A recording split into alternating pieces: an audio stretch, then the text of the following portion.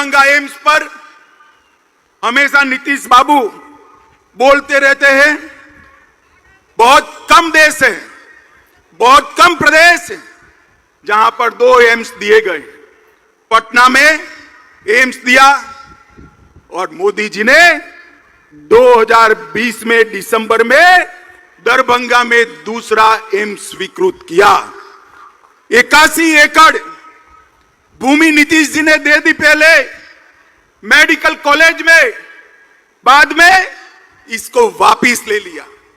मैं आज स्पष्ट रूप से नीतीश जी पर आरोप करने आया हूं, अगर बिहार सरकार ने 81 एकड़ भूमि वापिस न ली होती तो आज एम्स दरभंगा में बन गया होता और यहां पर मरीजों का इलाज होता होगा। अब 151 एकड़ भूमि दी, ये पंडाल से भी 3 गुना बड़े गड्ढे वाली भूमि दी है। मैं नीतीश जी को कहना चाहता हूं कि वह भूमि की जमीन को एक बार नीचे छूकर दरभंगा वालों को बताए कि यहां कैसे एम्स बन सकता है। इनके कारण ही 1250 करोड़ की लागत से बनने वाला एम्स रुक गया है। माताओं, भाइयों, बहनों, इसका हिसाब लालू नीतीश की जोड़ी से मांगिए।